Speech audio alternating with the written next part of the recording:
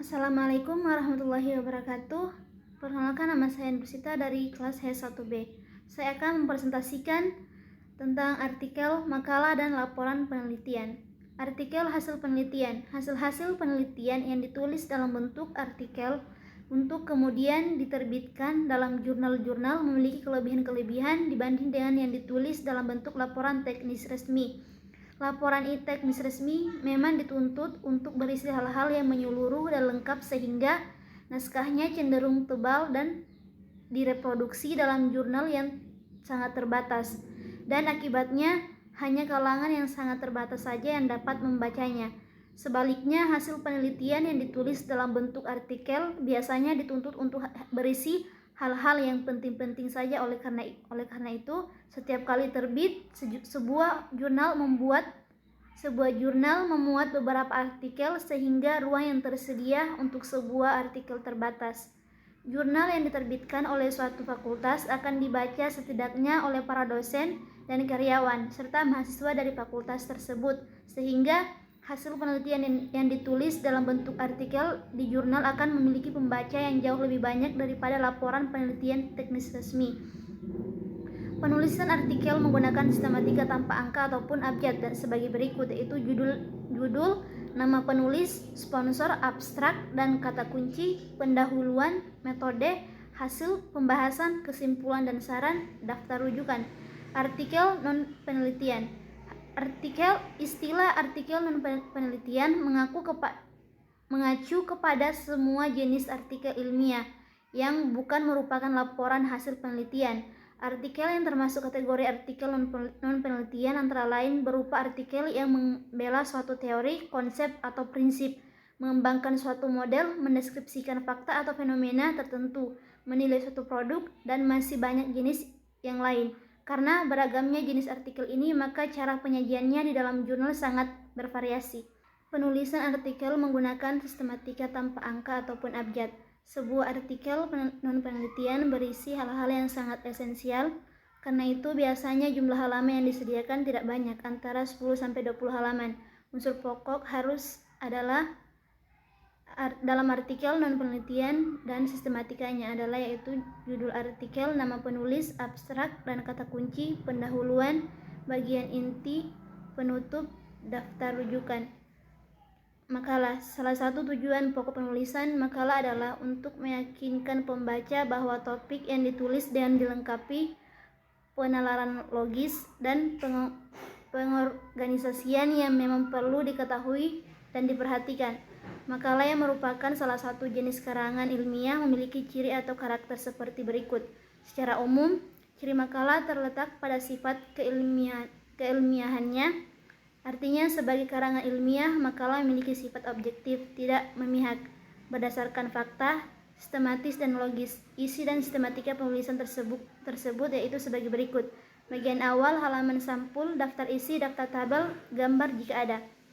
Bagian inti, pendahuluan, latar belakang penulisan makalah, masalah atau topik, bahasa, tujuan penulisan makalah, teks utama, penutup. Bagian akhir, daftar rujukan, lampiran jika ada. Laporan penelitian. Laporan penelitian kuantitatif. Laporan penelitian kuantitatif disajikan secara lugas, objektif, dan apa adanya. Isi pokoknya adalah apa yang diteliti, bagaimana penelitian dilakukan, hasil-hasil, serta kesimpulan penelitian sistematikanya sebagai bagian awal. Hal-hal yang termasuk dalam bagian awal adalah halaman sampul, halaman judul, abstrak, kata pengantar, daftar isi, daftar tabel, daftar gambar, daftar lampiran, daftar lainnya. Bagian inti yaitu bab 1 pendahuluan, yang terdiri dari latar belakang masalah, rumusan masalah, tujuan penelitian, hipotesis penelitian jika ada, kegunaan penelitian, asumsi, ruang lingkup, dan keterbatasan penelitian, definisi istilah atau definisi operasional. Bab yang kedua yaitu kajian pustaka. Yang bab ketiga yaitu metode penelitian, rancangan penelitian, populasi dan sampel, instrumen penelitian, pengumpulan data, analisis data. Bab keempat yaitu hasil penelitian, deskripsi data, pengujian hipotesis. Bab kelima yaitu pembahasan. Bab keempat penutup, kesimpulan, saran. Bagian akhir yaitu pada bagian ini termuat daftar rujukan lampiran-lampiran. Laporan penelitian kualitatif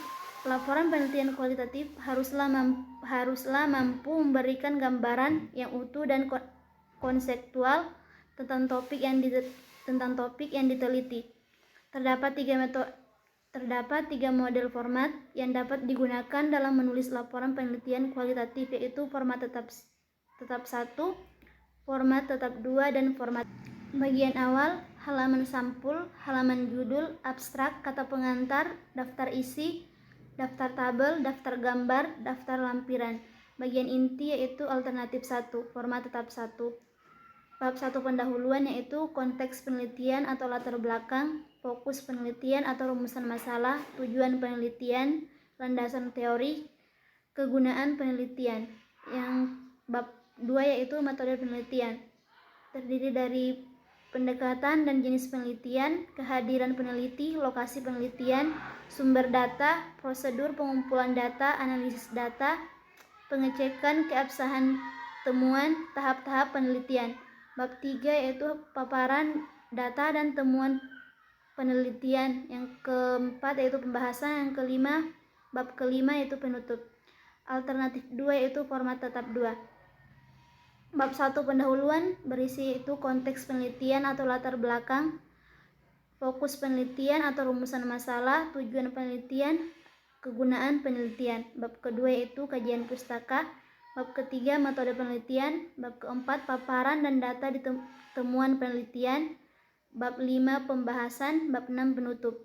Alternatif ketiga itu format bebas. Bab 1 pendahuluan yang terdiri dari konteks penelitian dan atau latar belakang, fokus penelitian atau rumusan masalah, tujuan penelitian, metode penelitian, landasan teori. Bab kedua yaitu bab ini dan seterusnya membuat hasil-hasil penelitian yang diperoleh, judul dan isi masing-masing bab disesuaikan dengan topik dan hasil penelitian termasuk pembahasannya. Bagian akhir yaitu pada bagian ini termuat daftar pustaka, daftar rujukan, lampiran-lampiran. Demikianlah presentasi saya. Billahi taufiq wal hidayah. Wassalamualaikum warahmatullahi wabarakatuh.